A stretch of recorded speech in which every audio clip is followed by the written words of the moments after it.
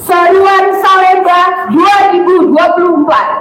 Tegakkan konstitusi, pulihkan hak kewargaan dan peradaban berbangsa. Kami, para ilmuwan, merupakan warga negara yang memikul beban kepemimpinan moral dan intelektual. Kami memiliki sikap politik yang dilandasi oleh kebenaran ilmiah dan kepekaan sosial akan kebutuhan segenap warga, serta melakukan penilaian kritis atas kebijakan publik agar tetap mengacu pada nilai-nilai dan spirit pendiri bangsa, yaitu Pancasila dan Konstitusi. Kami memegang teguh kebebasan akademik dan otonomi keilmuan saat menjalankan fungsi utama ilmu pengetahuan, serta tidak berbicara atau berjuang di atas kepentingan kekuasaan dan uang. Kami bersuara sebagai gerakan moral dan intelektual. Dengan ini kami menyampaikan pendapat akademik kami atas situasi nasional dan implikasi luasnya bagi kehidupan bermasyarakat, berbangsa dan bernegara. Pertama, konstitusi mewajibkan presiden sebagai kepala negara dan kepala pemerintahan untuk berdiri di atas semua golongan tanpa terkecuali. Terima kasih yang kami hormati para guru besar dan seluruh hadirin yang hadir di sini. Pertama, izinkan saya Bapak Ibu untuk menggelorakan salam kami. Salam yang selalu kami gelorakan di jalanan, salam yang kami gelorakan bersama-sama dengan buruh, bersama petani, bersama rakyat. Sambut salam hangat saya, salam cinta atas nama perjuangan. Karena cinta kita berjuang. Hidup mahasiswa! Hidup rakyat Indonesia! Hidup pertanian Indonesia! Hidup perempuan Indonesia! Profesor Akmal Tahir dari UI. Terima kasih. Kemudian Profesor Andreas Santoso dari IPB.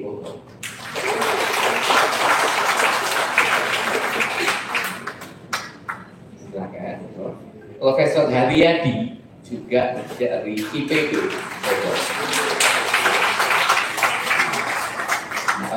Ada Bang Faisal Bahri. Ya, belum ada. Baik. Oh, boleh.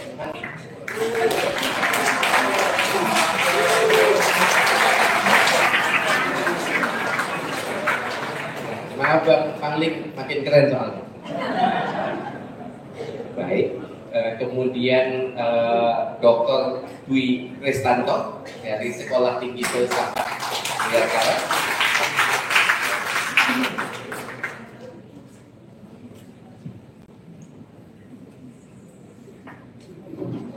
Kemudian Profesor Hafid Abbas dari Universitas Negeri Jakarta.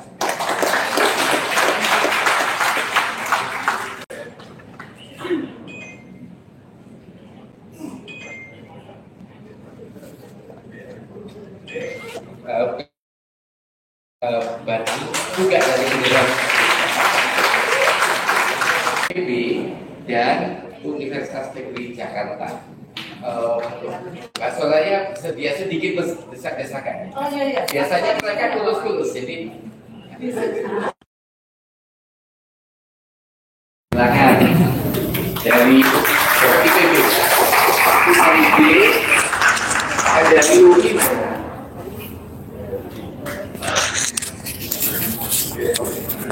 Baik, tanpa berpanjang lebar lagi,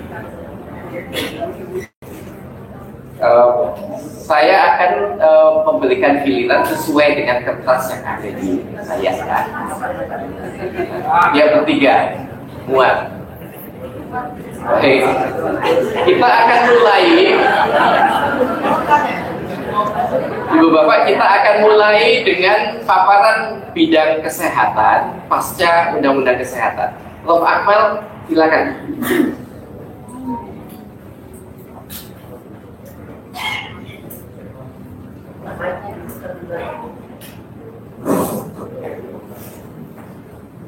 Assalamualaikum warahmatullahi wabarakatuh. Salam sejahtera untuk kita semuanya. 5 menit ya, Mas Mankai. Konteksnya seperti ini. Kesehatan ini sebenarnya sering sekali dibicarakan isolated, terpisah dari masalah pembangunan nasional yang lain. Padahal sebenarnya masalah kesehatan ini, kalau dilihat sejarahnya dulu, dari zamannya Dr. Cipto Mangunkusumo itu selalu mempunyai sensitivitas politik yang tinggi terhadap keadaannya. Oleh karena itu, kita mesti melihat masalah kesehatan sebagai bagian integral dari keseluruhan pembangunan sosial dalam waktu yang sangat singkat tentang seperti apa, kita mulai dengan seperti apa keadaan kita di bidang kesehatan. Saya kira di samping beberapa capaian yang sudah tentu cukup menggembirakan, masih banyak hal-hal yang sangat memerlukan perhatian kita semuanya. Yang pertama, indikator yang paling gampang secara objektif untuk melihat keadaan derajat kesehatan suatu bangsa adalah usia harapan hidup. Usia harapan hidup kita ini sekarang ini di bawah Singapura. Singapura sih nggak usah bicarakan, kita pasti di bawah Singapura. Tapi kita masih di bawah Thailand, kita di bawah Vietnam, kita di bawah Brunei sekarang. Artinya apa? Walaupun kita juga meningkat usia harapan hidup kita, tapi usia harapan hidup itu dibandingkan tetangga kita dengan GDP yang barangkali kadang-kadang juga sama dengan kita, atau saya kira angka itu masih terlalu jelek sebenarnya usia harapan hidup kita ini. Kedua, kalau bidang sistem kesehatan kita bicara tentang pencegahan dan faktor risiko dan juga pengobatan. Ini juga memperlihatkan hal-hal yang sangat perlu diperhatikan. Yang pertama, saya nggak mau bilang kegagalan, tapi saya susah cari kata-kata lain selain daripada bagaimana kita mendapatkan data dari riset kesehatan dasar bahwa lebih dari 90% orang Indonesia itu konsumsi buah dan sayurnya itu di bawah standar.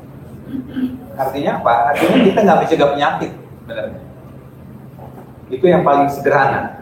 Kemudian faktor resiko lain kita lihat apa? Merokok. Angka kita sekarang 70% angka merokok kita, yang paling tinggi di dunia untuk dewasa. Kemudian penyakit TBC kita nomor 2 atau nomor 3 di dunia. Jadi sebenarnya belum kita ngomong stunting.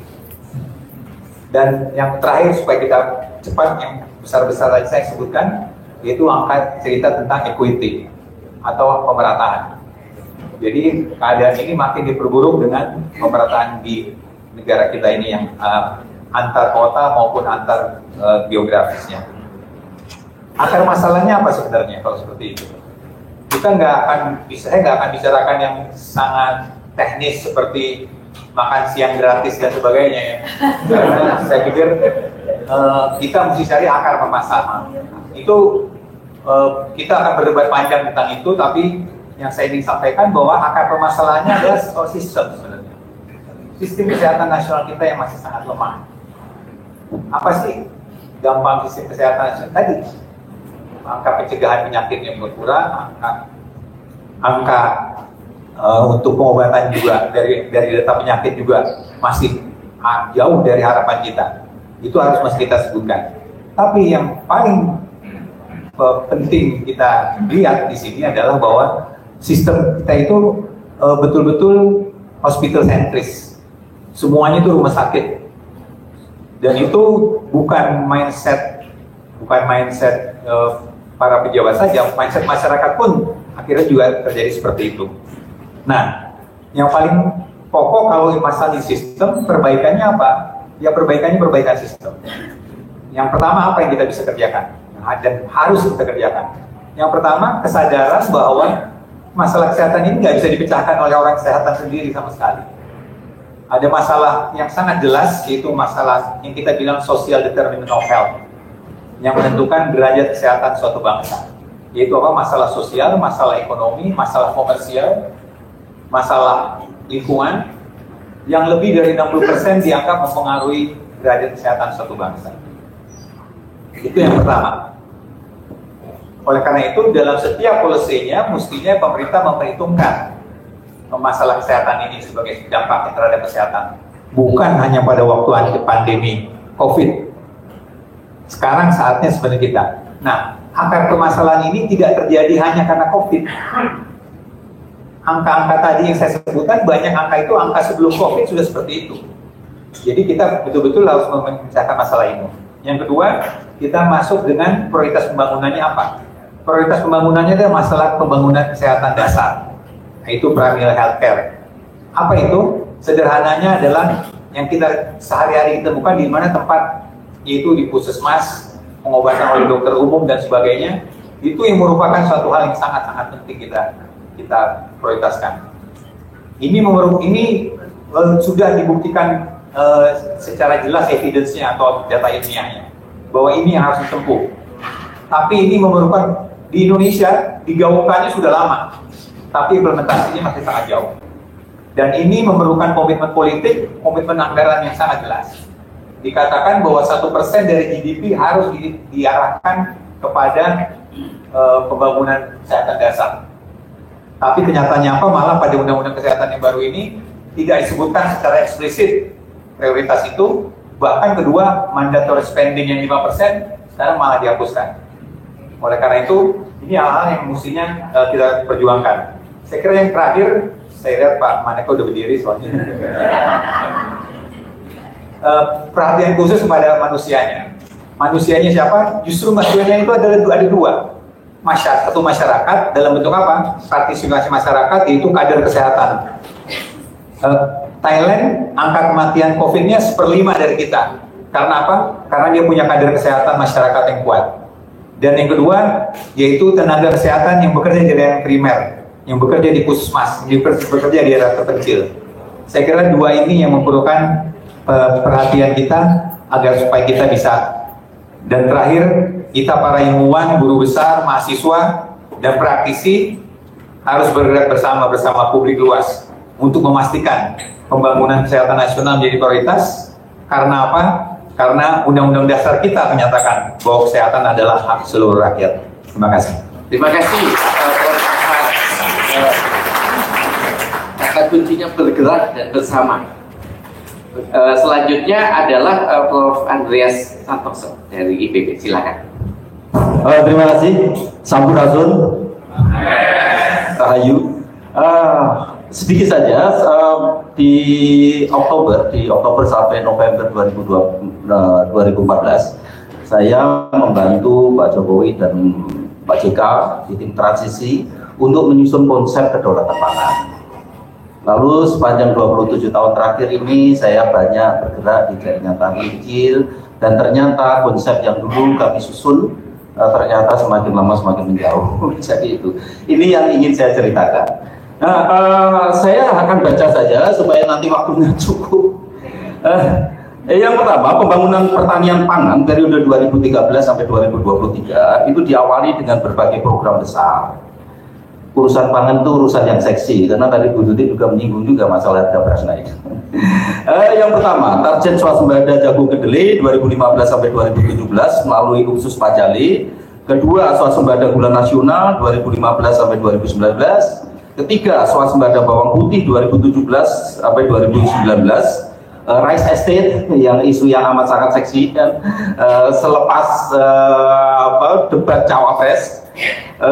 Merauke seluas 1,2 juta hektar itu rencananya tahun 2015 sampai tahun 2019, dan Food Estate tahun 2020 ketika Presiden menyikapi pernyataan FAO bahwa dunia akan mengalami krisis pangan hingga sekarang. Lalu yang kedua, semua program tersebut gagal. Sayangnya semua program tersebut gagal.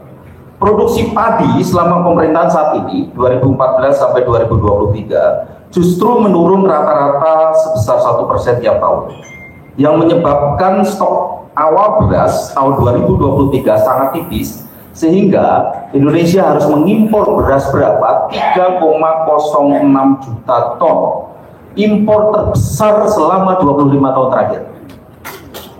Kok malah gitu?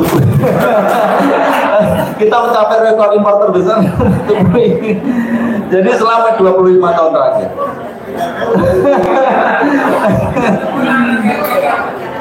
Rekor impor beras akan terlampaui lagi di tahun 2024 melalui keputusan impor oleh pemerintah sebesar 3,6 juta ton. Jadi masih belum Pak yang 3,06 juta ton, masih ada di tahun ini rencananya. Neraca perdagangan pangan juga menjadi isu besar selama 10 tahun terakhir. Ekspor komoditas pertanian membaik dari 30,67 miliar US dollar tahun 2013 menjadi 44,27 miliar US dollar tahun 2022 dan kemudian turun ke 36,27 miliar US dollar di tahun 2023. Karena apa? Turunnya harga minyak sawit. Nah, surplus neraca perdagangan ini yang sangat disayangkan. Surplus neraca perdagangan pertanian menurun dari 17,94 miliar US dollar menjadi 10,91 miliar US dollar. Dan ekspor didominasi oleh subsektor perkebunan sebesar berapa? 94,56%, terutama kelapa sawit. Lalu, nah ini sebaliknya impor komoditas pangan melonjak. Impor komoditas pangan melonjak dari angka berapa? 10,07 miliar US dollar tahun 2013 menjadi 18,76 miliar US dollar tahun 2023. Yang menghasilkan defisit neraca perdagangan dari 8,9 miliar US dollar tahun 2013 menjadi 16,28 miliar US dollar atau hampir 2 kali lipat yang setara dengan 253 triliun yang kita buang percuma untuk siapa? Untuk petani-petani di luar negeri. Saat ini ketergantungan Indonesia terhadap impor pangan untuk gandum 100% yang disukai oleh Bapak Ibu dan hadirin di sini kan ya, itu 100% impor. Segala produk makanan yang berbasis gandum yang sekarang ini berapa persentasenya? 28%. 28% konsumsi Bapak Ibu semua yang ada di sini terdiri dari pangan berbasis gandum dan 100% kita impor. Kedelai 97% kita impor, gula 70% kita impor, daging sapi 50% kita impor, bawang putih yang disukai ibu-ibu itu semuanya produk Cina, 100% kita impor. Jadi, lalu usaha pertanian perorangan menurun dari 31,71 juta unit menjadi 29,34 juta unit atau turun sebesar 7,47%. Rumah tangga subsektor tanaman pangan menurun sebesar 12,28%, hortikultura 10 menurun 10,44%, dan perkebunan 14,82%. Jumlah rumah tangga petani pengguna lahan kurang dari 0,5 hektar. Ini seringkali disebut burum. Saya sangat tidak suka dengan istilah burum karena itu menyakitkan sedulur tani kecil. Meningkat signifikan dari 14,12 juta rumah tangga menjadi 16,89 juta rumah tangga. Demikian juga persentasenya dari 55,3% jadi 62,05%. Di Pulau Jawa, petani berlahan sempit berada di kisaran 81,36% di Jawa Barat dengan luas lahan yang dimiliki hanya 0,2 sampai 0,3 hektar, dan di DIY 89,64%. Petani berumur lebih dari 45 tahun meningkat 61,86% menjadi 66,4%. Tidak ada satupun proyek food estate yang berhasil selama 25 tahun terakhir. Termasuk rice estate di Merauke yang 1,2 juta hektar dan food estate tahun 2020. Semua program food estate salah di konsep dan dalam pelaksanaannya melanggar kaidah-kaidah akademik. Sebagai penutup, kita menghadapi persoalan besar terkait pangan kita. Persoalan tersebut diperburuk dengan jargon pangan murah. Untuk itu saya ingatkan, kalau harga beras naik, itu bersyukurlah kita. Karena itu saya pastikan harga beras yang naik tertransmisi dengan sangat baik ke sedulur tani kami. Dan didengung, persoalan tersebut diperburuk dengan jargon pangan murah yang didengungkan oleh sebagian besar. Berupaya mengatasi di bawah biaya produksi. Kebijakan pangan terlalu berat sebelah ke konsumen dan melupakan petani. Perencanaan dan pelaksanaan pembangunan pertanian dan pangan harus betul-betul dilakukan secara profesional oleh orang-orang yang benar-benar paham terhadap isu tersebut, tidak hanya sekedar kontrak politik bagi-bagi kekuasaan dan proyek saja. Sebagai penutup, pangan adalah soal hidup atau matinya bangsa kita. Demikian proklamator kita. Terima kasih Prof. Andreas. Saya ikut merasa berdosa karena saya doyan makan Indomie. Baik, kita sudah mendengarkan tentang kesehatan, krisis pangan, krisis. Sekarang kita akan lebih stres lagi karena setelah ini topiknya ekonomi dan Bang Faisal Basri yang akan akan menyampaikan. Silakan, Bang, 5 menit ya Bang ya. Assalamualaikum warahmatullahi wabarakatuh. Saya cuma ngepek satu aja nih. Demokrasi indeks kita terjun bebas. VDEM Demokrasi Indeks 2024 ya melaporkan bahwa ranking Indonesia terjun bebas dari 79 ke 87. Skornya turun dari 0,43 menjadi 0,36, mendekati 0. Lebih rendah dari Papua Nugini dan Timor Leste. Terbaru, kita terbaik di urutan ke-63, sekarang 87. Skornya terbaik 0,53, dibikin sama Jokowi jadi 0,36.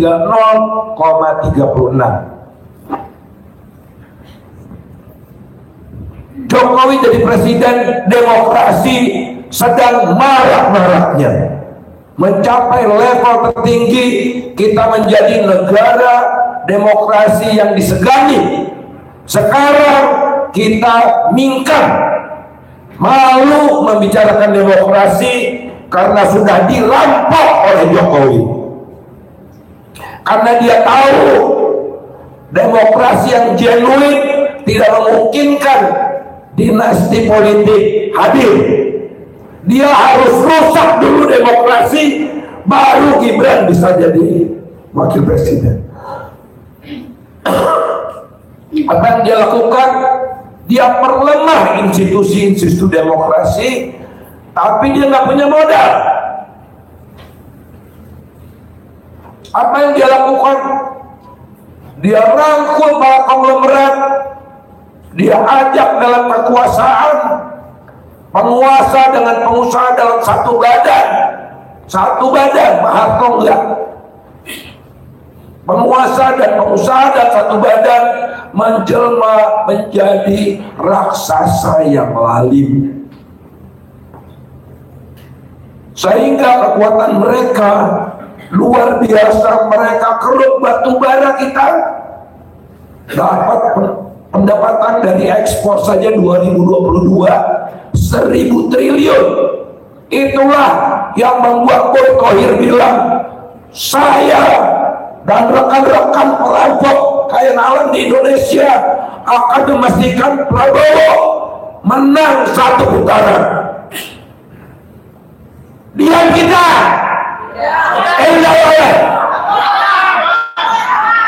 Demokrasi mendekati 0, kekayaan alam dirampok, timah kita habis, batu bara, nikel dijual ke Cina, luar biasa dahsyatnya. Pelanggaran terhadap Undang-Undang Dasar 45, bumi, air, dan kekayaan alam dikuasai oleh negara bagi sebesar-besar kemakmuran rakyat. Bukan kemakmuran Boy Thohir, bukan kemakmuran Luhut Panjaitan, bukan kemakmuran Erlangga Hartarto, bukan para elit-elit itu yang menjelma menjadi despotik Leviathan. Kalau kita biarkan ada generasi muda kita tidak akan diberikan sisa, semua digaruk dan dibawa keluar. Oleh karena itu sudah warning ini ya, kita harus betul-betul melumatkan kekuatan-kekuatan jahat di negeri ini. Semoga kita beroleh kekuatan sebagaimana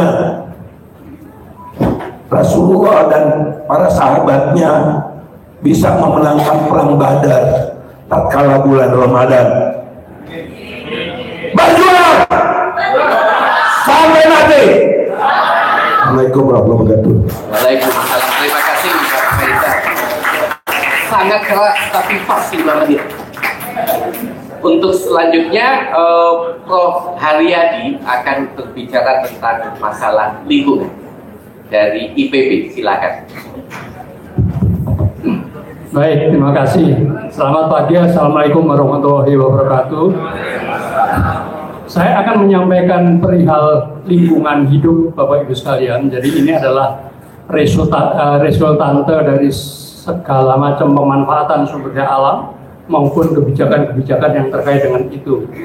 Nah, untuk itu saya akan mengatakan data yang berasal dari Badan Nasional Penanggulangan Bencana dari pemerintah sendiri, dan kita bisa melihat yang terakhir itu sungguh mencemaskan bahwa kita 1 tahun sudah terjadi 3.489 banjir.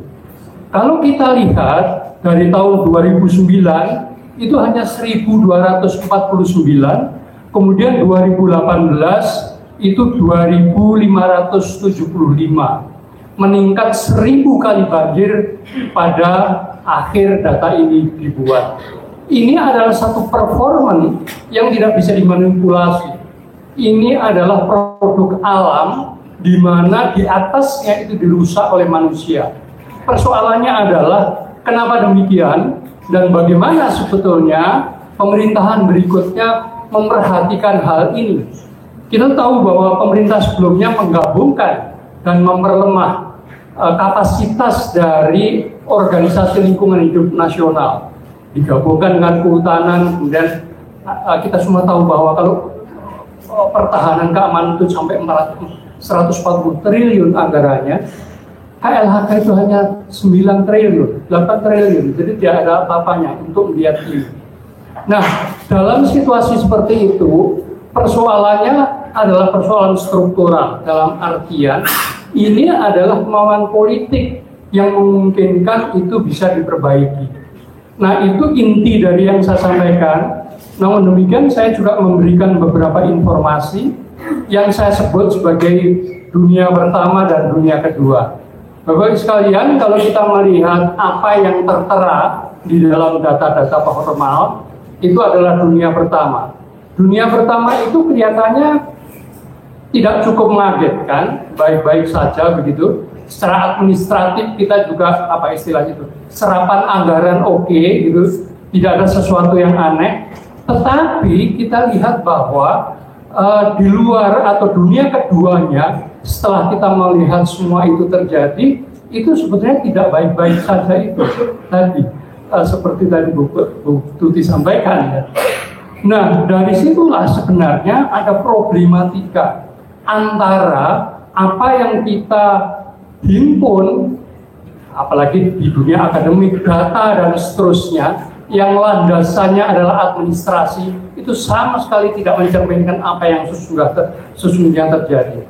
Nah, oleh karena itu saya juga menyampaikan di sini bahwa kenapa demikian seperti itu. Soal lingkungan hidup tidak bisa dipisahkan dengan persoalan tata kelola. Oleh karena itu saya sitir juga data terakhir dari Transparansi Internasional Indonesia, misalnya bahwa indeks korupsi kita itu hanya 34 dari 100. Jadi kalau mahasiswa gitu kayaknya dia aja enggak deh. Lebih baik ngulang saja tahun depan gitu. Enggak nyampe itu, 34 dari 100.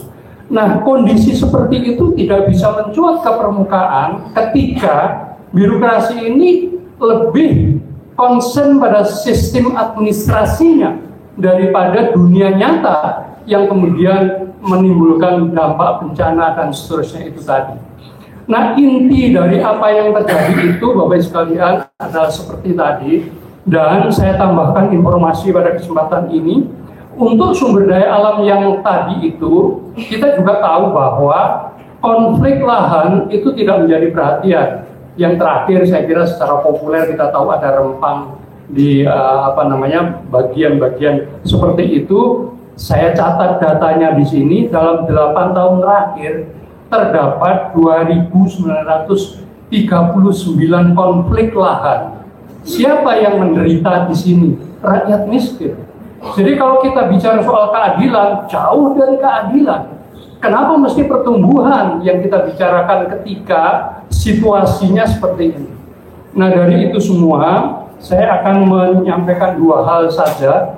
Pertama, ke depan tentunya persoalan utama sebenarnya adalah persoalan keadilan sosial, terutama yang berkaitan dengan pemanfaatan sumber daya alam dan apa yang diperoleh dari lingkungan hidup, seperti topik saya. Tanpa keadilan sebetulnya pembangunan tidak ada artinya. Dan yang kedua adalah tidak cukup dengan itu. Persoalannya adalah bagaimana kerusakan sumber daya alam dan lingkungan hidup dari waktu ke waktu tidak bisa ditangani oleh lembaga negara yang sangat lemah di Indonesia. Dan itu harus menjadi perhatian kita sekarang dan di masa depan. Saya kira demikian dari saya. Terima kasih. Wassalamualaikum warahmatullahi wabarakatuh. Terima kasih banyak Prof. Haryadi. Kita nanti akan mendengar lagi urusan lahan dan pangan pada waktu Mbak Suraya. Tapi sekarang kita mau sejenak pindah ke ranah yang lebih reflektif. Kita mau mendengarkan persoalan nilai etika dan budaya yang akan disampaikan oleh Dr. Dwi Kristanto, STF Bayangkara. Terima kasih. Di sini orangnya. Selamat pagi, assalamualaikum, Bapak Ibu dan saudara-saudara sekalian. Di sini hadir Profesor Magis, guru etika. Tapi sengaja saya yang disuruh maju supaya menjadi nyata bahwa yang concern terhadap persoalan-persoalan bangsa akhir-akhir ini bukan hanya para seniores, tetapi juga yang muda-muda itu juga concern. Saya kira para mahasiswa di belakang sana gitu ya. Nah, karena waktunya cuma 5 menit, saya bacakan saja apa yang sudah saya siapkan supaya tidak kemana-mana. Konon Mahatma Gandhi menyebut adanya 7 dosa sosial: kekayaan tanpa usaha, kesenangan tanpa nurani, pengetahuan tanpa karakter, sains tanpa kemanusiaan, bisnis tanpa moralitas, agama tanpa pengorbanan, dan yang relevan untuk kita di sini adalah politik tanpa prinsip. Politics without principle. Dan karena kita sedang bulan Ramadan berbicara soal dosa, saya kira cukup pas ya. Ketika politik dijalankan tanpa prinsip, itu berarti politik dijalankan tanpa mengacu pada nilai-nilai moral dan kemanusiaan, melainkan berdasarkan pragmatisme saja. Politik tanpa prinsip hanya dinilai dari efektivitasnya dalam peroleh atau mempertahankan kekuasaan sebagai hasil akhir. Padahal politik sebagai res publica, sebagai urusan kita bersama, idealnya didasarkan pada sikap moral melayani kesejahteraan umum dan bukan melayani kepentingan pribadi. Nilai budaya dan peradaban semuanya saling terkait. Nilai adalah apa yang kita junjung tinggi karena membuat hidup manusia bermartabat. Ketika nilai-nilai dasar diabaikan, maka budaya akan mengalami erosi. Dan ketika budaya merosot, pada akhirnya peradaban sendiri yang kualitas moral para aktor dan pelakunya. Para aktor politik yang tak punya integritas, yaitu yang tidak berprinsip, akan memanfaatkan celah-celah hukum untuk kepentingan pribadi dengan dalih bahwa apa yang dilakukannya itu legal, tidak melanggar norma hukum manapun. Yang dilupakan ialah bahwa di atas legalitas ada moralitas. Norma-norma hukum tidak boleh bertentangan dengan norma-norma moral. Itulah mengapa orang Romawi kuno sudah mengatakan lex injusta non est lex. Hukum yang tidak adil itu bukan hukum sama sekali. Ini karena di atas hukum ada nilai keadilan. Dengan pragmatisme, politik tanpa prinsip mengedepankan hasil dan kerap mengabaikan asas fair play untuk mencapai hasil tersebut. Dugaan manipulasi elektoral dalam berbagai bentuknya dan praktik otak-atik hukum demi meloloskan kepentingan pribadi yang kita saksikan belakangan ini mencederai rasa keadilan publik. Ini akan menurunkan kepercayaan publik pada institusi demokrasi itu sendiri. Bila praktik-praktik berpolitik tanpa prinsip ini dipertontonkan pada politik level tertinggi di negara ini, tentu ini akan menjadi contoh tidak baik pada level yang lebih rendah, pilkada dan seterusnya. Bila di negeri ini semakin banyak aktor berpolitik tanpa prinsip, yang dipertaruhkan ialah demokrasi dan peradaban kita sendiri. Dominasi uang dan kekuasaan belaka dalam politik tanpa nilai akan membuat demokrasi merosot menjadi dinastakrasi yang manipulatif. Dan bila ini dibiarkan terus, ini akan meruntuhkan kepercayaan publik pada sistem demokrasi itu sendiri.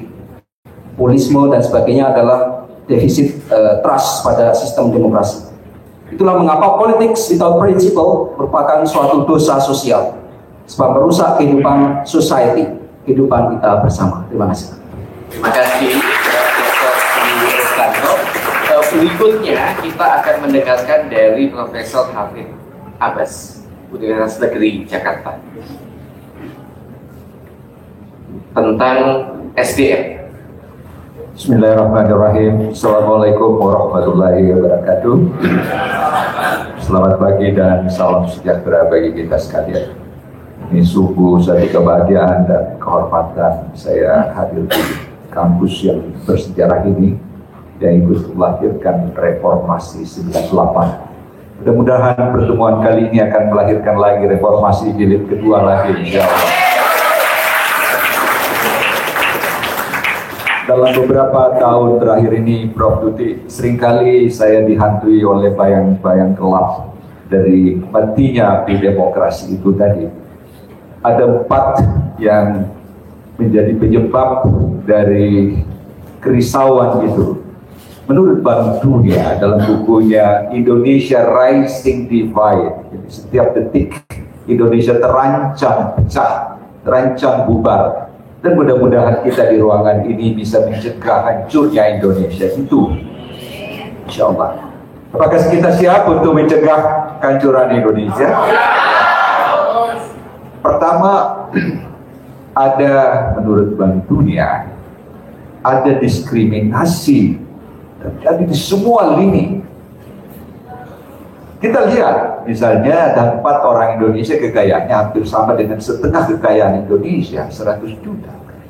Dalam distribusi tanah, waktu saya ketua Komnas HAM, saya hitung-hitung ada seorang tanah yang dikuasai 5,2 juta hektar.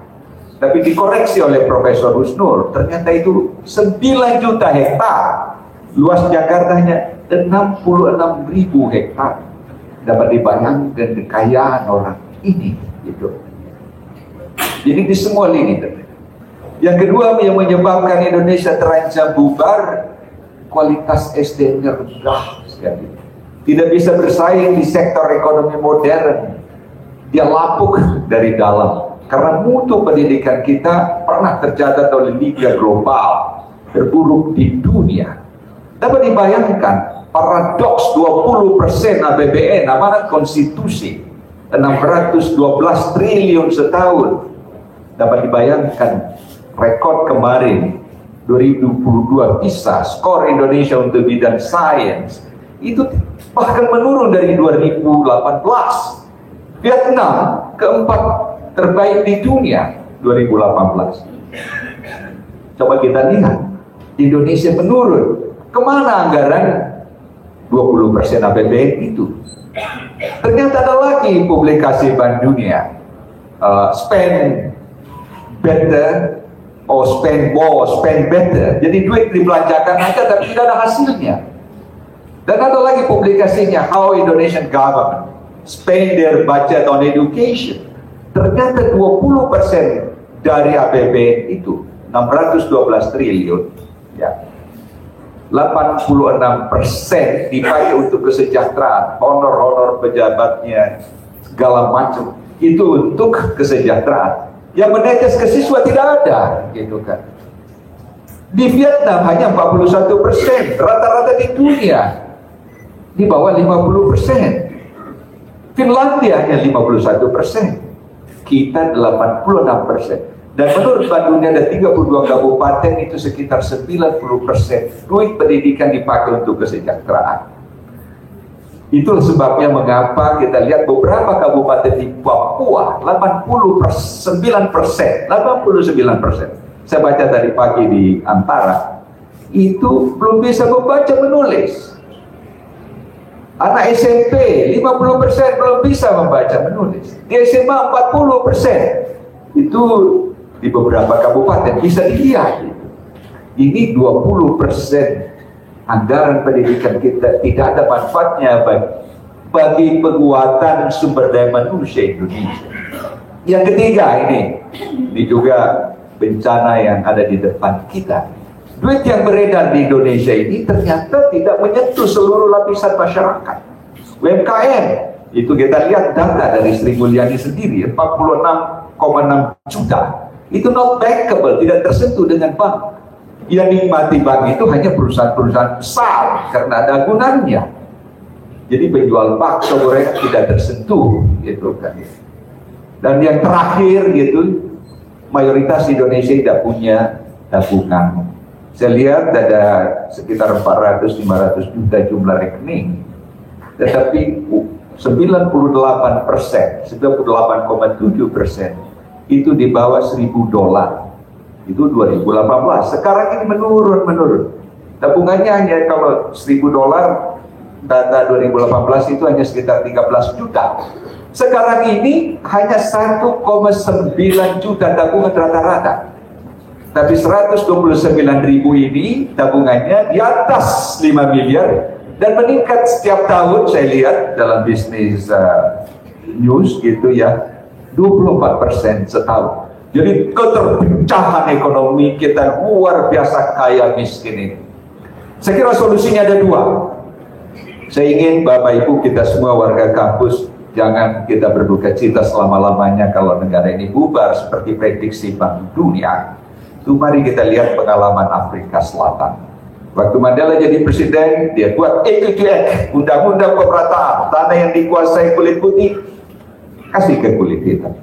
Yang kedua ada broad based black economic empowerment. Perhatikan mereka gitu. Ini bayangkan 46,6 juta ke atas Sri Mulyani not bankable, tidak tersentuh dengan kasih dong. Masanya 2000 dan itu umumnya duitnya dibawa lari ke luar negeri.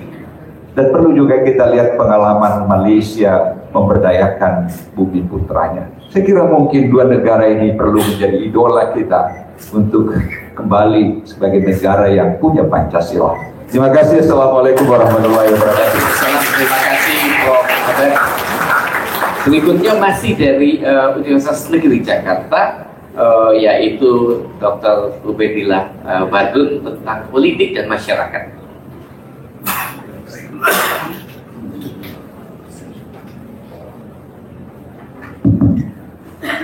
Assalamualaikum warahmatullahi wabarakatuh. Selamat pagi semuanya, para guru besar yang saya hormati. Ada banyak senior di sini, saya kira ada. Ini yang luar biasa juga, mahasiswanya banyak sekali yang datang. Tukang buat Gen Z juga hadir yang luar biasa di sini. Saya sebenarnya tadi hampir meneteskan air mata karena apa yang disampaikan oleh para guru besar. Lalu di seberang sana ada yang mengatakan bahwa kita adalah residu politik.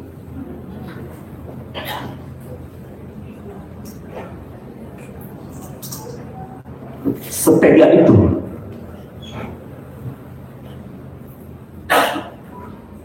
Lalu secara politik saya mengambil kesimpulan bahwa dari pertanyaan mengapa problem kita sedemikian parah dari beberapa perspektif yang tadi disampaikan oleh para senior saya. Kesimpulan yang saya tarik adalah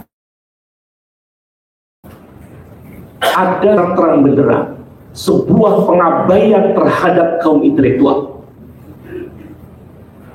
Lalu saya turunkan kesimpulan itu, dari mana kita kemudian bisa mengambil kesimpulan itu. Pertama, 2019 ratusan ribu mahasiswa turun ke jalan dengan tagar reformasi di korupsi. Ratusan kaum intelektual, bahkan guru besar mendatangi istana untuk mengingatkan agar tidak dilakukan revisi undang-undang KPK. Tetapi tidak didengar. Tidak didengar. Bayangkan, kaum intelektual menyampaikan kebenaran, tidak didengar. Dan faktanya hari ini, indeks korupsi kita memang skornya terendah dalam sejarah Republik. Hanya 34. Di tengah korupsi yang merajalela, KPK dilemahkan secara sistem. Yang kedua, pengabaian terhadap kaum intelektual kaum cendekiawan, kaum cendik pandai, termasuk terhadap teman-teman civil society, itu juga terjadi, termasuk pengabaian terhadap aspirasi buruh. Itu terjadi ketika rezim ini memproduksi undang-undang tenaga kerja atau undang-undang cipta kerja, apa yang kemudian disebut dengan Omnibus Law. Ratusan ribu buruh bersama mahasiswa mengingatkan, karena undang-undang ini secara sistemik sebetulnya akan semacam menciptakan pemiskinan sistemik terhadap generasi, dan korbannya adalah Gen Z. Ratusan ribu buruh bersama mahasiswa mengingatkan itu, jangan lakukan itu. Bahkan sekelas Profesor Emil Salim mengingatkan itu, agar jangan disahkan undang-undang yang sangat bermasalah. Tapi tengah malam dengan buru-buru undang-undang itu disahkan. Itu pengabaian paling melecehkan kaum intelektual.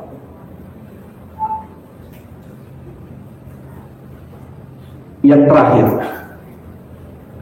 teman-teman saya di hukum tata negara, yang ahli hukum tata negara, termasuk Bang Bibit, ada Miriam Sari, ada Jenderal Abdul Mukhtar. Saya rekomendasi secara pribadi, teman-teman ahli hukum tata negara juga meneteskan air mata. Karena bayangkan, hampir seluruh teori tidak bisa meruntuhkan ambisi pribadi kekuasaan, sehingga kemudian keluarlah putusan Mahkamah Konstitusi nomor 90 tahun 2023 yang kemudian menjadi karpet merah bagi putra mahkota, dan itu kemudian menegakkan, menyempurnakan dinasti politik Joko Widodo. Ini luar biasa. Karena itu, apa kesimpulan penting dalam perspektif politik? Saya meyakini ini yang kemudian disebut sebagai neo-authoritarianism, satu model praktek otoritarian dengan gaya baru yang dibangun melalui sebuah proses dalam politik disebut sebagai populisme. Ya, dari wong cilik, dari gorong-gorong, lalu seolah-olah dia merasa bahwa dia dipilih oleh mayoritas bangsa ini, lalu dengan cara itu dia bisa melakukan apapun. Menurut saya, ini persoalan yang sangat serius, apalagi dengan data-data yang kayaknya sangat menurun. Misalnya dari demokrasi, saya cek di Freedom House itu turun habis 9 poin. Ngeri. Bahkan indeks hak asasi manusia juga turun, skornya sekarang cuma 3,2. Ini ada kawan saya, Usman Hamid. Bayangkan, kita mau melihat dari sisi apa? Nah, faktor penyebabnya karena elit kekuasaan mengabaikan kaum cendekiawan, mengabaikan civil society, mengabaikan rakyat banyak, mengabaikan buruh, dan mengabaikan mahasiswa yang berhak mewarisi masa depan Republik. Saya kira pertemuan hari adalah pertemuan bersejarah di gedung IMERI Fakultas Kedokteran UI, dan kami semua percaya bahwa universitas adalah magisterium scholarum, tempat di mana kaum cendekiawan yang berpikir dengan pengetahuan dan memandu pikirannya dengan moral dan etik. Karena itu, saya meyakini ini adalah forum bersejarah dan akan menentukan masa depan Republik. Dan tidak cukup sampai di sini, saya meyakini juga di hari-hari ke depan adalah hari-hari perjuangan dan dahsyat. Terima kasih. Assalamualaikum warahmatullahi wabarakatuh. Baik, Mbak Bivitri Susanti dari Jenderal akan bicara tentang hukum. Terima kasih. Selamat siang, 5 menit. Assalamualaikum warahmatullahi wabarakatuh. Ibu dan Bapak sekalian, kalau Ibu dan Bapak, kawan-kawan, adik-adik mahasiswa bersedih karena mendengar banyak cerita dari sektor pangan, dari sektor pertanian, dari sektor ekonomi, maka saya harus bilang dengan penuh kegeraman, kegelisahan, dan kemarahan bahwa semua itu dilegitimasi oleh hukum. Saya mau bilang bahwa hukum, Ibu dan Bapak sekalian, selama paling tidak 9 tahun belakangan ini bukan lagi atau tidak lagi bisa kita maknai sebagai keadilan. Hukum semata-mata adalah soal pasal-pasal dalam undang-undang soal putusan pengadilan dan soal aparat penegak hukum berseragam, bukan keadilan. Hukum memang agak mengerikan karena dia sebenarnya membangun ketaatan dengan daya paksa. Kan begitu ya, Ibu dan Bapak sekalian.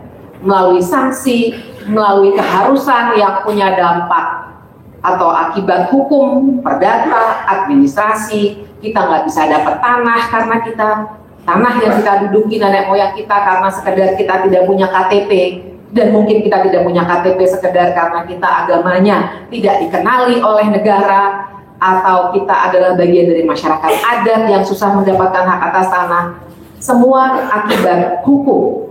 Hukum juga melegitimasi kekuasaan melalui aturan main ketatanegaraan, sehingga hari-hari ini kita disibukkan oleh undang-undang pemilu, kita disibukkan oleh angka kemenangan, seakan-akan demokrasi adalah soal angka. Padahal demokrasi lebih dari angka. Demokrasi adalah soal kekuasaan yang harus dibatasi. Jadi begitulah negara hukum dulu sebenarnya mulai diperkenalkan oleh para filsuf. Ketika kita berbicara bahwa negara harusnya adalah soal hak asasi warga dan pembatasan kekuasaan. Bukan soal pasal-pasal dalam hukum, bukan soal angka kemenangan dalam pemilu, tapi soal hak warga dan pembatasan kekuasaan. Makanya demokrasi akan selalu gaduh. Demokrasi yang baik adalah demokrasi yang gaduh. Demokrasi yang terlalu tenang, menurut saya adalah otokratisme yang terselubung. Karena orang-orang dilarang melawan, orang-orang dilarang mengkritik. Dan karena itu, Ibu dan Bapak sekalian, sebenarnya saya sudah sedang membuat studi yang memotret autocratic legalism di Indonesia.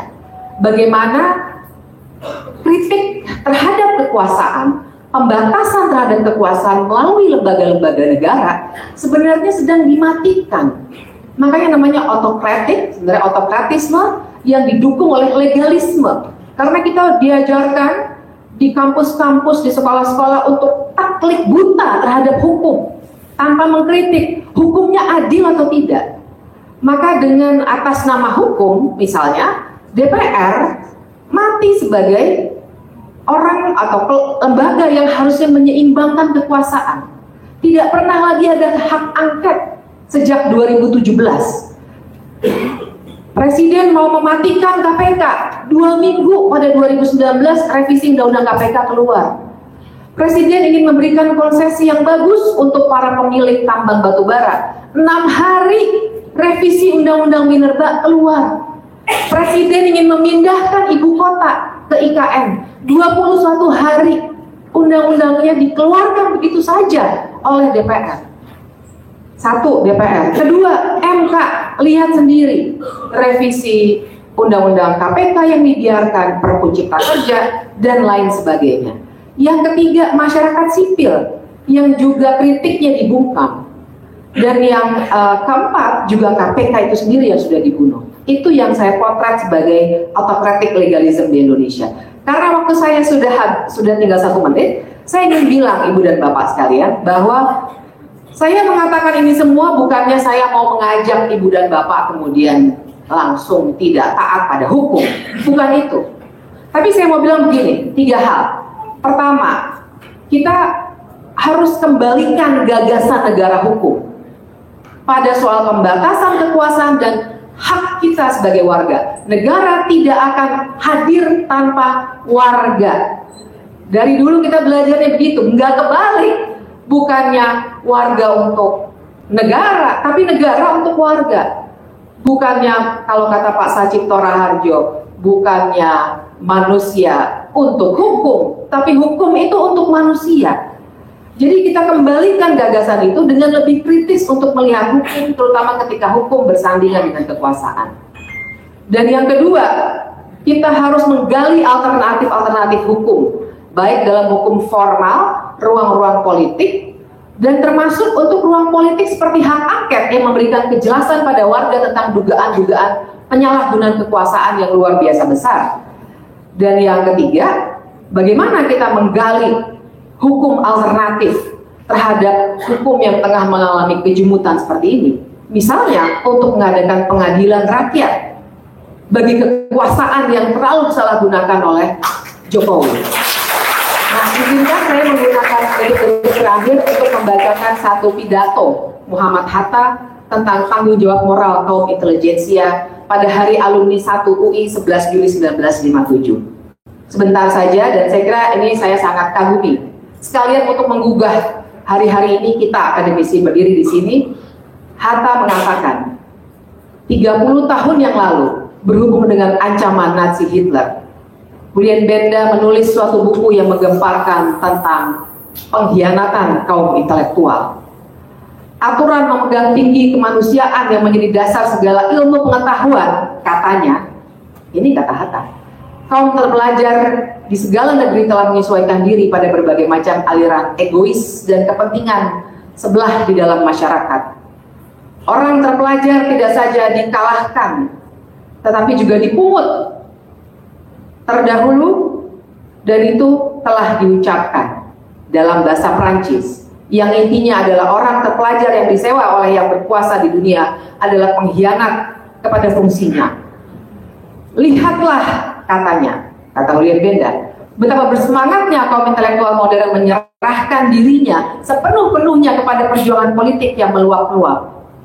Itu tuduhan Julian Benda kepada kaum terpelajar, ialah bahwa mereka tidak memberi petunjuk dan memberi pimpinan kepada perkembangan hidup kemasyarakatan, malahan menyerah diri kepada golongan yang berkuasa yang memperjuangkan kepentingan mereka masing-masing.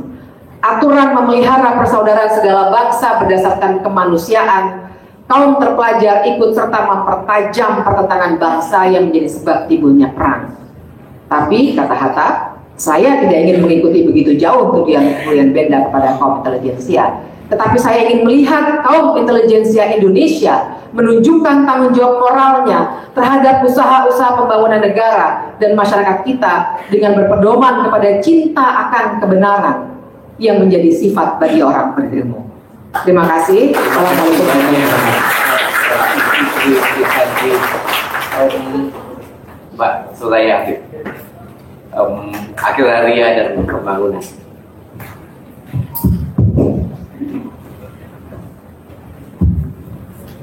Terima kasih.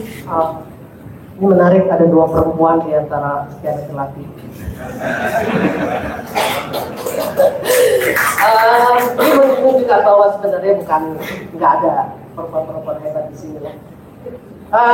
Oke, saya berterima kasih pada pagi ini diberi kesempatan. Sebenarnya ada beberapa yang sudah diadres ya oleh beberapa ini, tapi saya ingin membacakan apa yang saya dan beberapa banyak pihak concern, yaitu kajian tentang ketimpangan. Nah, jadi sebenarnya sejumlah ilmuwan itu sudah mengingatkan bahwa ketimpangan ekonomi adalah salah satu yang krusial dalam demokrasi. Demokrasi tidak akan berlangsung dengan baik di negara yang ketimpangan ekonomi tinggi. Nah, itu dasar dari kenapa salah satunya demokrasi kita itu tidak berjalan dengan baik. Jadi menurut data terakhir tadi sudah disampaikan bahwa Indonesia itu menduduki peringkat ke-6 dari negara yang paling timpang di dunia. Luar biasa ya. Di antara negara Asia Tenggara, Indonesia itu adalah negara yang tertinggi laju ketimpangannya antara kelompok terkaya dan miskin. Jadi di antara Asia Tenggara kita yang terburuk sebenarnya. Nah, angka ketimpangan ini terus meningkat. Data BPS itu sudah menunjukkan itu, ya. Jadi pemerintah sendiri sudah menunjukkan data-datanya. Jadi kita mau gimana lagi, bukan data civil society ya. Nah, kebijakan yang menggunakan paradigma pembangunan dengan cara menggusur adalah salah satu kebijakan yang berkontribusi meningkatkan laju ketimpangan dan kemiskinan. Di antara semua sudah ditunjukkan dengan pertanian dan segala macam itu yang menurun ya. Nah, kita harus peduli dengan praktek penggusuran di desa maupun di kota atas nama pertumbuhan ekonomi nasional. Pertumbuhan ekonomi yang tinggi tidak otomatis menjawab masalah ketimpangan dan kemiskinan. Tadi sudah juga ditekankan. Contohnya ini hilirisasi nikel. Itu kan yang dibangga-banggakan sebagai pertumbuhan ekonomi tinggi ya. Nah, ini studi dari ekonom dan BPS sendiri justru bilang angka kemiskinan di tempat-tempat di mana tambang nikel itu berada, justru kemiskinannya meningkat. Hilirisasi nikel tidak banyak menguntungkan masyarakat, lebih banyak menguntungkan segelintir elit politik yang sebenarnya. Masyarakat Rempang yang digusur atas nama ekonomi hijau. Kita patut bertanya, siapa yang untung dan siapa yang secara sengaja by design kehidupannya dikorbankan. Nah, dari semua itu yang untung adalah orang-orang kota yang diiming-imingi subsidi kalau mau beli mobil listrik. Sementara rakyat Rempang dan rakyat di tempat lainnya, baik masyarakat adat atau lokal, dapatnya tanah mereka dirampas, mereka digusur, kehidupannya hancur. Jadi kita bertanggung jawab pada kehancuran mereka. Nah, kenapa kita masih tetap menutup mata dan tidak pedulikan? Kita harus menggugat pemerintah yang didukung sebagian akademisi. Saya harus juga menggugat sebagian akademisi ini yang mengatakan pertumbuhan ekonomi yang tinggi akan otomatis mengatasi ketimpangan dan kemiskinan. Tidak. Itu sudah jelas pandangan menyesatkan, rakyat dibodohi dengan pandangan itu. Nah, justru ini yang sering kali berlangsung. Kapitalistik sistem untuk bisa berkembang memerlukan orang-orang miskin agar bisa dipaksa untuk bekerja sebagai buruh murah, termasuk nih anak-anak muda juga.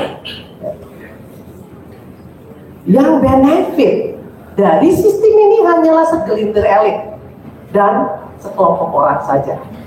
Di negara kita, mereka adalah 10% dari orang terkaya di Indonesia yang mengontrol lebih dari 70% aset kekayaan negara. Ini data, gamblang. Jadi ketimpangan kemiskinan itu harus kita duga sebagai sesuatu kebijakan yang disengaja. Semakin banyak orang miskin, semakin mudah untuk disetir oleh sekelompok pihak yang ingin berkuasa dan ingin kekuasaannya langgeng, oleh pihak-pihak yang ingin bisa terus mengeruk kekayaan Indonesia untuk kepentingan pribadi dan kelompoknya. Kalau ketimpangan ekonomi itu tidak besar, orang sulit untuk dibujuk oleh penguasa untuk memilihnya dengan iming-iming bansos dan iming-iming janji akan dikasih kerjaan yang sebenarnya semuanya palsu. Pembangunan yang menggusur adalah kebijakan yang memiskinkan rakyat. Tanah yang menjadi sumber kehidupan mereka dirampas, lingkungan mereka tercemar, penghidupan mereka terancam, kebudayaan mereka hancur, keterterapan hidup hilang. Ini jelas-jelas melanggar konstitusi. Hancurnya sumber kehidupan rakyat yang digusur atas nama pembangunan ini praktek yang sudah berjalan sejak masa Orde Baru dan merupakan warisan kolonial. Sekarang dengan proyek strategis nasional bahkan terjadinya jauh lebih masif lagi. Penggusuran membuat banyak masyarakat jatuh ke jurang kemiskinan. Semakin sulit bagi mereka yang tergusur ini untuk menyekolahkan anak-anaknya sampai ke jenjang perguruan tinggi. Saya menyaksikan orang-orang yang jatuh ke jurang kemiskinan gara-gara proyek strategi nasional ini. Pembangunan yang menggusur jelas-jelas melanggar konstitusi kita yang didasarkan pada hak asasi manusia. Kita harus menggugat presiden dan jajaran kabinetnya, para birokrat, para politisi, para konsultan pembangunan, dan para akademisi yang menyebabkan kebijakan pembangunan lewat menggusur yang jelas-jelas melanggar konstitusi ini diteruskan prakteknya hingga hari ini. Saya kira itu yang harus kita lakukan. Terima kasih, Ibu, Bapak-bapak, teman-teman. Sebelum kita masuk ke teman-teman muda, 9 intelektual di hadapan kita sudah menyampaikan pesan-pesan dan desakan serta dorongan yang sangat kuat. Ada 3 hal yang kita perlu lakukan sebagai intelektual. Yang pertama, memulihkan marwah kita sebagai intelektual yang punya amanat untuk turut mencerdaskan kehidupan bangsa. Yang kedua, bagaimana cara kita membebaskan dari perasaan ketidakberdayaan diri kita sendiri supaya bisa menjadi kekuatan baru bagi perubahan. Dan kemudian juga yang tidak kalah penting itu adalah bagaimana momentum ini akan bisa menjadi suatu gerakan intelektual, moral, etika yang memang berdampak membumi dan bisa dirasakan betul oleh banyak orang. Kita mencari cara berbicara yang baru yang mungkin belum pernah kita pikirkan supaya kita bisa membangun jembatan dengan 270 juta orang di negeri ini. Maka sekarang kita akan mendapat suntikan energi dari teman-teman muda dari IPB, UI, dan UNJ. Masing-masing 5 menit karena UI berdua share 2,5 menit, 2,5 menit. Terima kasih. Ya, silakan dari IPB dulu boleh. UI terakhir ya. Assalamualaikum warahmatullahi wabarakatuh. Terima kasih yang kami hormati para guru besar dan seluruh hadirin yang hadir di sini. Pertama, izinkan saya Bapak Ibu untuk menggelorakan salam kami. Salam yang selalu kami gelorakan di jalanan, salam yang kami gelorakan bersama-sama dengan buruh, bersama petani, bersama rakyat. Sambut salam hangat saya, salam cinta atas nama perjuangan. Karena cinta kita berjuang. Hidup mahasiswa! Hidup rakyat Indonesia! Hidup pertanian Indonesia! Hidup perempuan Indonesia!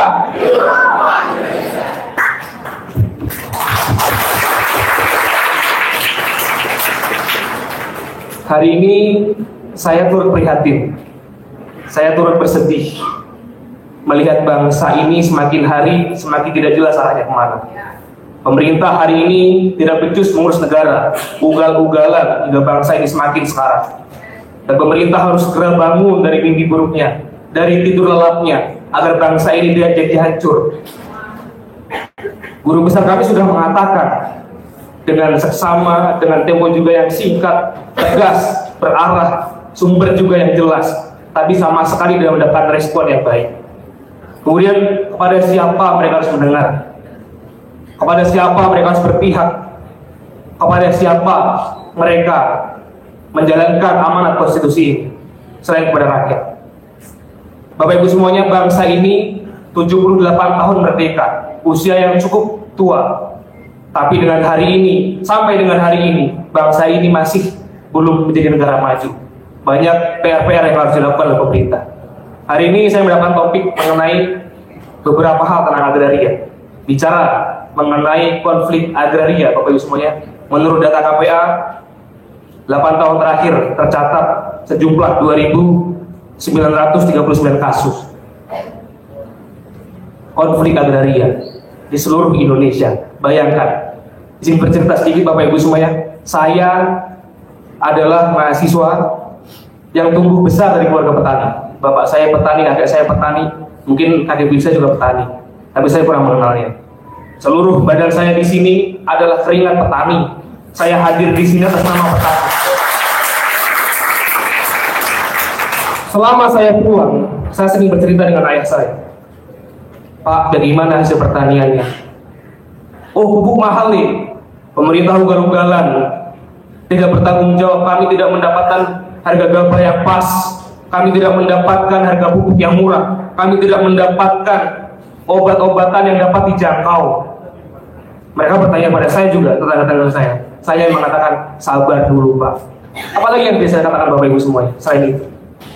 Kalau bicara mengenai ketahanan pangan dan swasembada pangan, tapi pemerintah sama sekali tidak berbicara ataupun tidak memihak pada para petani, maka itu semuanya omong kosong. Omong kosong belaka ketika pemerintah menginginkan swasembada pangan nasional. Omong kosong belaka ketika pemerintah ingin mengatasi krisis pangan nasional. Sekarang kita melihat harga beras naik, rakyat kebingungan, bertanya kepada siapa yang bisa mereka tanyakan, bertanya kepada saya, bertanya kepada guru kami. Sedangkan dalam komunikasi publik pemerintah hanya mengatakan ini udah mendekati Lebaran, harga sudah biasa naik. Omong kosong. Ini adalah bukti konkret bahwa pemerintah sama sekali tidak bisa membawa negara ini. Pemerintah tidak bisa menerapkan prinsip-prinsip berkeadilan. Pemerintah tidak berpihak pada rakyat dan hanya membentangkan karpet merah pada korporasi. Dari konflik agraria akhirnya melahirkan kerusuhan lingkungan dan melahirkan kerusakan sumber daya alam. Rakyat Rempang yang tadi juga sudah disampaikan harus mengalami pergusuran, dibenturkan dengan aparat. Keadilan macam apa yang ingin ditegakkan kalau rakyat yang sudah 200 tahun lama tinggal di Rempang harus kehilangan tanahnya? Kalau mereka kehilangan tanahnya, maka bukan hanya tanah yang hilang, budaya mereka juga hilang, cita-cita anak-anak mereka juga hilang, harapan mereka juga hilang. Lalu apa yang tersisa? Tidak ada yang tersisa. Kelompok birokrat, para pemegang kekuasaan di negeri ini juga tidak becus mengatur semuanya. Modal politik mungkin sudah dikeluarkan sangat banyak, sehingga perlu balik modal. Mereka menjual hak guna atas lahan, mereka menjual izin-izin pertambangan, sehingga menyebabkan kerusakan lingkungan. Maka saya ingin tekankan kepada kita semua, ketika kritik tidak lagi didengar, ketika suara dibungkam, akademisi juga dibungkam, rakyat direpresif, tidak mendapatkan keadilan yang seharusnya mereka dapatkan, maka kami mahasiswa hanya bisa mengepalkan tangan kiri kami dan berkata, lawan! Kita semua harus melawan. Bapak Ibu semua, kita harus melawan. Maka saya bersumpah atas diri saya sendiri, ketika nanti berjumpa dengan para pendiri bangsa ini, dan kemudian juga berjumpa dengan para penguasa hari ini, berjumpa di akhirat, saya akan katakan bahwa sebaiknya jajaran itu harus ditahan dulu. Tuhan, tolong ditahan dulu, biar kita adili, biar bangsa ini bisa mengadili. Itu saja, mungkin. Terima kasih. Terima kasih banyak. Langsung disambung. Silakan teman UNJ. Ya, bismillah. Assalamualaikum warahmatullahi wabarakatuh. Mohon izin Bapak Ibu Guru Besar, Bapak Ibu dosen dan hadirin sekalian. Terima kasih atas kesempatan dan undangannya. Sebetulnya ini menjadi salah satu tanda bagi kita mahasiswa bahwa yang muak dengan kondisi bangsa hari ini bukan hanya mahasiswa, tapi juga Bapak Ibu guru-guru kita. Jadi di sini saya akan coba berbicara tentang pendidikan, karena UNJ adalah kampus pendidikan. Dan kita sama-sama sepakat sepertinya bahwa pendidikan adalah hal paling fundamental yang dibutuhkan oleh satu bangsa. Dan hari ini pendidikan kita memiliki begitu banyak masalah. Kalau mau disederhanakan, sebetulnya yang utama adalah bagaimana akses pendidikan ini bisa digapai oleh anak-anak bangsa. Kalau mau dilihat dari jumlah sekolah yang ada, itu membentuk piramida. Jadi SD, sekolah dasar itu di Indonesia ada begitu banyak, ada sekitar 170.000. Tapi bangku sekolah SMA itu hanya ada sekitar 40.000. Maka jangan heran kalau banyak anak-anak yang putus sekolah, kalau banyak sikut-sikutan antar sesama murid untuk mendapatkan bangku sekolah. Belum lagi universitas negeri yang ada di Indonesia yang dikelola oleh pemerintah. Ini adalah seputar akses. Beberapa waktu lalu saya berkunjung ke Kepulauan Seribu dan melihat ada satu sekolah dasar, ada satu sekolah menengah pertama, tapi tidak ada satu sekolah menengah atas. Ketika saya tanya, di mana SMA-nya? SMA-nya ada di pulau lain yang lebih besar. Sungguh miris. Jadi anak-anak yang ingin sekolah SMA itu harus naik perahu ke pulau yang lebih besar, dan juga mereka menginap di sana dan pulang setiap minggunya. Ini masih di Jakarta, di Pulau Seribu. Apa kabar yang ada di pelosok negeri kita? Sangat miris. Dan juga salah satu utama yang menjadi hal yang harus diperhatikan adalah komersialisasi pendidikan. Kita tahu bahwa institusi pendidikan tugas utamanya adalah mendidik dan mencerdaskan bangsa. Namun hari ini begitu banyak institusi yang dipangkas, bahkan dihilangkan bantuan dana dari pemerintah, dan mau tidak mau hal ini menjadikan institusi itu harus mencari dana. Jadi fokusan utama mereka bukan lagi untuk mencerdaskan anak bangsa, tapi adalah mencari dana, ya, dan biasanya yang menjadi korban adalah mahasiswa ataupun orang-orang yang ingin mengenyam pendidikan itu sendiri. Dan kita sama-sama lihat hari ini bahwa rendahnya pendidikan Indonesia, masyarakat Indonesia sedang dieksploitasi. Kalau misalkan pendidikan masyarakat Indonesia ini memang betul-betul bagus, seharusnya yang mereka minta kepada pemerintah adalah pendidikan yang layak, hukum yang berkuasa di atas kekuasaan. Namun nyatanya hari ini yang diminta oleh masyarakat adalah makan siang gratis. Sungguh miris. Dan yang jadi hal yang harus diperhatikan adalah suara akademisi, orang-orang intelektual hari ini nampaknya sudah sama sekali tidak dihargai. Guru besar yang dengan gelombang pernyataan sikapnya dari berbagai universitas dianggap partisan. Sakit hati betul kami sebagai mahasiswa yang kenal betul dengan guru-guru kami. Muak, kami sudah marah. Dan juga kami kira pemerintah itu ugal-ugalan dalam kebijakan adalah puncaknya ketika meloloskan Gibran di Mahkamah Konstitusi. Namun ternyata faktanya itu baru permulaan. Ada ugal-ugalan yang lainnya, yang dimana banyak menteri berkampanye dengan aktif tanpa mencopot statusnya sebagai menteri. Fasilitas-fasilitas negara yang digunakan untuk berkampanye. Bahkan presiden kita sendiri, Bapak Joko Widodo, menggunakan bansos untuk kepentingan elektoral. Sangat miris.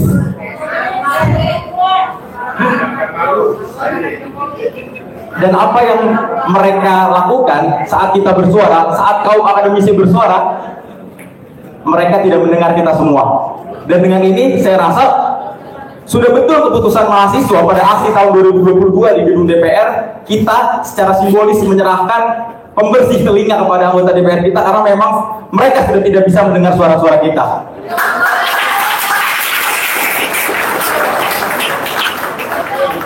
Saya harap dengan ini kita bisa sama-sama lebih memperhatikan pendidikan kita bangun masyarakat yang cerdas, yang bisa memilih pemimpin sesuai dengan kebutuhannya. Mungkin itu yang bisa saya sampaikan. Mohon maaf jika ada salah-salah kata, mohon maaf jika ada kebenaran yang saya sampaikan tapi menyakiti hati salah satu pihak.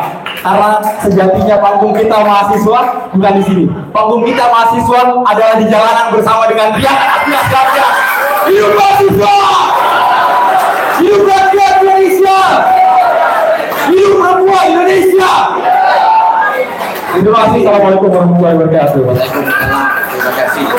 Boleh saya minta teman UI berdua bersama-sama. Masing-masing boleh memegang mic.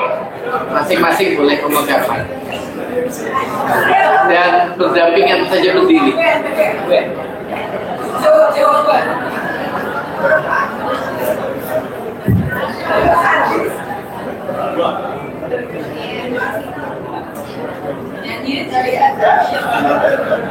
Oke, assalamualaikum warahmatullahi sekalian. Saya Adam Mindar, berdiri di hadapan para guru besar. Mungkin izin Prof. Tuti dan Prof. Sulis. Kalau salah-salah mohon dikoreksi.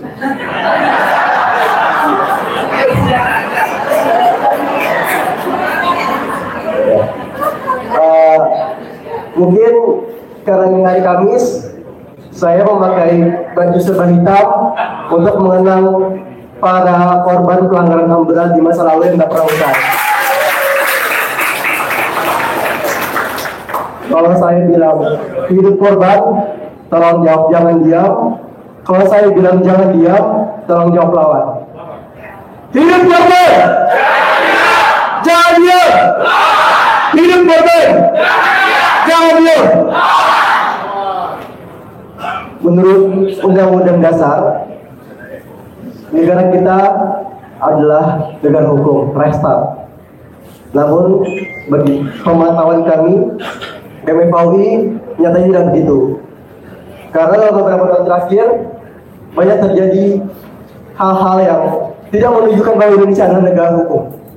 Misalnya di Wadas dan di Rempang, dan kasus-kasus perampasan ruang hidup lainnya, di mana aparat digunakan untuk merampas, bahkan anak kecil ditembak gas air mata sampai trauma untuk sekolah. Di mana otak para pemerintah? Kedua, pembungkaman rakyat sipil dan para aktivis. Mungkin ini banyak, mungkin dari baru-baru ini ada Pak Tadi Pakel, ada Fatih Haris yang dibungkam melalui SWAT ataupun dengan pemidanaan, kriminalisasi dan sebagainya karena mengkritik pemerintah, karena mengkritik kebijakan pemerintah. Yang ketiga, pembentukan hukum yang sewenang-wenang. Kita bisa lihat pembentukan hukum di negeri ini dibentuk secara ugal-ugalan, mulai dari revisi KPK, lalu ada UU Cipta Kerja, ada RKUHP, dan lain sebagainya. Mungkin saya akan mengutip salah satu kutipan dari Prof. Herman Rajagubuk, salah satu guru besar Fakultas Hukum Universitas Indonesia. Hukum itu tidak selalu tegak, sekali tegak, sekali runtuh. Karena ia tergantung pada tingkah laku manusia. Tugas kita adalah tegakkan ketika runtuh, berdirikan ketika rubuh. Kami BMFAUI akan selalu siap untuk menegakkan hukum dan mendirikan hukum itu sendiri. Mungkin kejadian akhir-akhir ini kita bisa melihat terutama terduga penjahat HAM yang menjadi Presiden Republik Indonesia, calon Presiden Republik Indonesia. Lalu ada anak Presiden yang mengacak-acak konstitusi dan menjadi calon wakil Presiden dan menjadi pasangan calon Presiden. Kami BMFAUI tidak mau memiliki presiden yang merupakan penjahat kemanusiaan dan wakil presiden yang merupakan anak haram konstitusi. Sekali lagi, mungkin terakhir dari saya, mungkin tadi sempat disinggung juga bahwa kehancuran dunia ini disebabkan oleh pemerintah yang tidak mendengarkan para intelektual, para peneliti, para guru besar. Namun bagi saya, biarkan Indonesia ini tetap berdiri, namun biarkan pemerintah yang zalim itu hancur. Terima kasih. Ini supporter. Jangan diam. Jangan diam. Baik, mari Mas kasih gongnya. Selamat siang, para pejuang keadilan yang terus menuntut kebebasan demokrasi di Indonesia hari ini. Selamat siang, orang-orang yang resah dan turut benci dan jijik dengan demokrasi yang dipertontonkan di hari ini. Indonesia adalah negara hukum, tapi dewasa ini acap kali kita lihat bahwa negara ini turut berubah menjadi negara kekuasaan. Harusnya negara hukum adalah negara yang kita cita-citakan, tapi ternyata seringkali diabaikan dan kekuasaan harus dilanggengkan dengan segala cara. Sempat disinggung tadi bahwa integritas negeri ini, integritas pejabat-pejabat yang ada di Indonesia ini telah tererosi. Terlihat dengan data tadi bahwa kita melihat kasus-kasus korupsi Indonesia itu sampai di titik terendah 34/100. Kita mengalami stagnansi juga dibandingkan tahun lalu dan mengalami penurunan peringkat dibandingkan negara-negara lain untuk melawan dan untuk menuntaskan kasus-kasus korupsi di Indonesia. Kami kawan-kawan mahasiswa tidak sedikit mendapatkan sebuah ancaman, mendapatkan sebuah bentuk represivitas, entah dari aparat atau dari orang-orang yang tidak bertanggung jawab. Bulan lalu saya ingat betul ada teman-teman kami yang sedang mengkonsolidasikan sebuah gerakan harus didatangi oleh teman-teman, oleh orang-orang yang tidak bertanggung jawab, preman-preman yang kami rasa mereka adalah seruan-seruan dari orang-orang yang ingin merusak demokrasi di Indonesia ini. Lawan!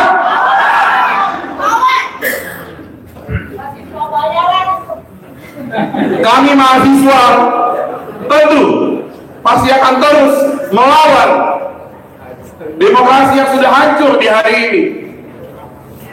Kebebasan berpendapat di Indonesia hari ini telah menyentuh titik yang cukup rendah. Kami resah dan akan terus untuk menuangkan keresahan ini dalam bentuk apapun, bahkan hingga turun ke jalan dan melawan pemerintah yang ada di ujung sana.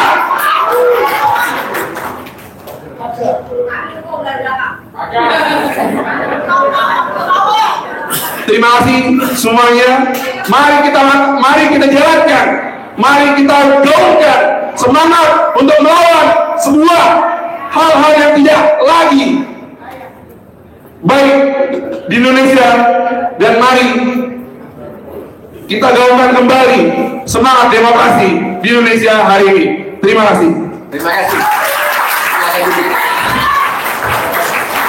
Kami sangat berterima kasih kepada 13 intelektual yang duduk kali supaya kita mulai bangsa ini. Mohon tetap akan kembalikan ke acara ke MC yang kemudian diikuti dengan puncak, yaitu seruan Salemba. Terima kasih Prof. Maneka sebagai moderator. Terima kasih pada hari ini sekalian atas semangatnya pada hari ini. Namun sebentar dulu, karena kita akan ada sesi press conference dan juga tanya jawab. Terima kasih juga kepada para guru besar, para ilmuwan, para aktivis hari ini yang sudah hadir, mahasiswa, para masyarakat. Semoga semangat ini tidak hanya berkobar pada hari ini. Namun, selanjutnya mari kita sambut Seruan Salemba 2024 yang akan diwakili oleh Universitas Indonesia dan Jabodetabek, akan dibacakan oleh Profesor Sulistiyowati Irianto dari Universitas Indonesia, Profesor Farid Subukti MSI, dan Dr. Ubedillah Badrun Kawatan dari UNJ. Kepada para pembicara dipersilakan untuk kembali ke tempatnya masing-masing.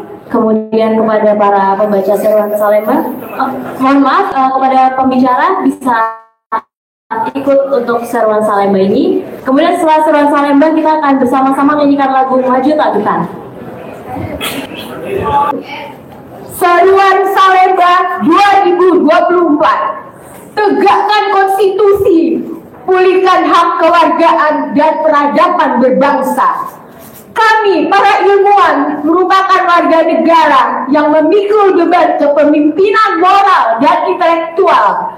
Kami memiliki sikap politik yang dilandasi oleh kebenaran ilmiah dan kepekaan sosial akan kebutuhan segenap warga, serta melakukan penilaian kritis atas kebijakan publik agar tetap mengacu pada nilai-nilai dan spirit pendiri bangsa, yaitu Pancasila dan Konstitusi.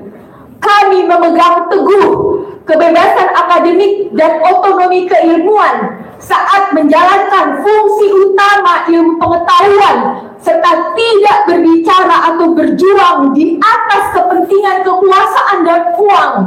Kami bersuara sebagai gerakan moral dan intelektual. Dengan ini kami menyampaikan pendapat akademik kami atas situasi nasional dan implikasi luasnya bagi kehidupan bermasyarakat, berbangsa, dan bernegara. Pertama, konstitusi mewajibkan presiden sebagai kepala negara dan kepala pemerintahan untuk berdiri di atas semua golongan tanpa terkecuali. Namun, amanat konstitusi tersebut tidak dilaksanakan semata demi kepentingan kekuasaan. Kedua, konstitusi mewajibkan presiden untuk mematuhi hukum dan kemandirian peradilan. Dalam prakteknya, terjadi penyalahgunaan kekuasaan dengan rekayasa hukum atau politisasi yudisial yang makin meruntuhkan demokrasi, diubahnya berbagai aturan dan kebijakan, melemahkan pemberantasan korupsi, dan merugikan hak rakyat dari bidang kesehatan, ketenaga kerjaan, hingga mineral dan pertambangan yang berakibat tersingkirnya masyarakat adat, hutan, dan kepunahan keanekaragaman hayati sebagai sumber pengetahuan, pangan, dan obat-obatan. Ketiga, instrumentalisasi bantuan sosial atau pop barrel politics dengan alasan menopang rakyat miskin nampak seperti pembiaran kemiskinan. Padahal seharusnya penghapusan kemiskinan dilakukan dengan cara seperti memperluas lapangan kerja di segala bidang, meningkatkan kapasitas penduduk usia muda agar produktif, sehingga memiliki inovasi untuk menghasilkan produk sains, teknologi, kesenian, dan beragam produk budaya. Keempat, selama 10 tahun, pemerintah telah melahirkan berbagai kebijakan yang telah mereduksi substansi pendidikan menjadi urusan administrasi belaka. Para pengajar dibebani berbagai borang penilaian, sementara substansi dan profesionalisme pendidikan terabaikan.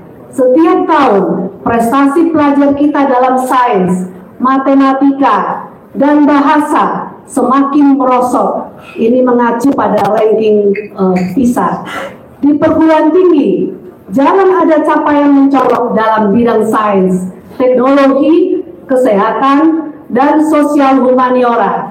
Oleh karena adanya pembatasan ruang gerak ilmuwan dan hambatan dana, sehingga tidak dapat menjawab kebutuhan kemanusiaan dan peradaban. Kelima, telah terjadi kekerasan simbolik atau budaya melalui bahasa, simbol, representasi kekuasaan, penyalahgunaan ilmu dengan tujuan menyerang kesadaran, nilai, dan norma terkait kebaikan, kejujuran, kebenaran, dan keadilan demi membenarkan tindakan untuk mempertahankan kekuasaan. Kekerasan simbolik adalah awal bagi pembenaran kekerasan psikologis, termasuk intimidasi yang telah seperti menimpa para guru besar di berbagai universitas, khususnya di Jawa Tengah, usai menyatakan sikapnya. Kekerasan budaya akan menjadi pembenaran terhadap kekerasan fisik.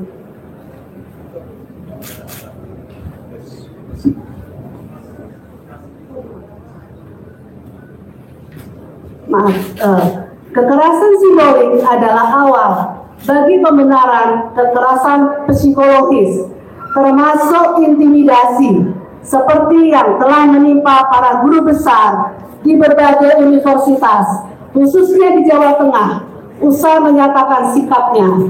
Selanjutnya, kekerasan budaya juga akan menjadi pembenaran bagi kekerasan fisik.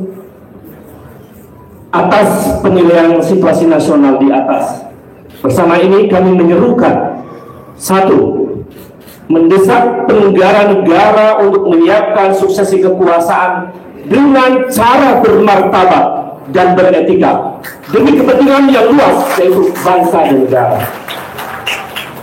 2. Mendesak dilakukannya reformasi hukum, khususnya atas produk perundang-undangan terkait politik dan pemilu, dan berbagai peraturan perundang-undangan lain yang berimplikasi pada hayat hidup orang banyak dengan proses transparan dan akuntabel, serta tidak lagi merumuskan hukum yang substansinya mengabaikan kedaulatan rakyat, apalagi hanya mengutamakan kepentingan segelintir orang, apalagi satu keluarga. 3. Mendukung parlemen DPR untuk segera bekerja menjalankan fungsi-fungsinya untuk menyuarakan suara rakyat, melakukan pendidikan secara terbuka terhadap penyalahgunaan kekuasaan yang dilakukan oleh eksekutif presiden agar dapat dipertanggungjawabkan secara konstitusional.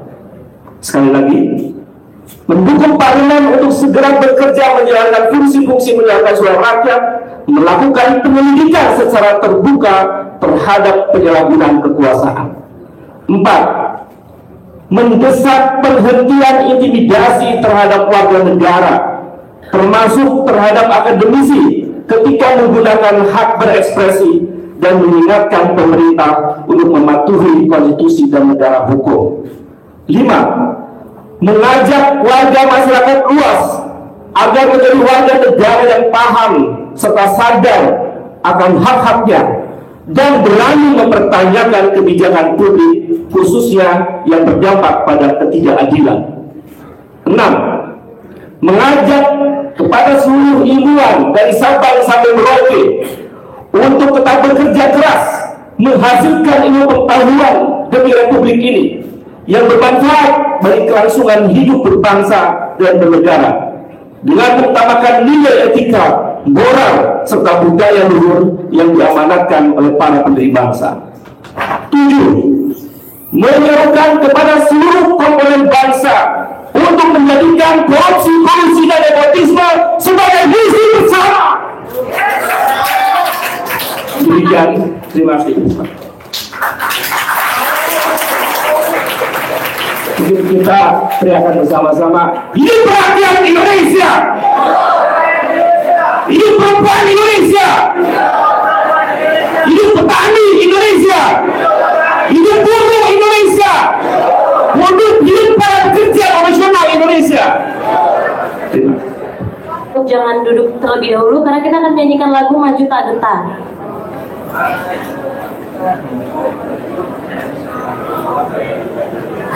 Mari berdiri semua seluruh hadirin.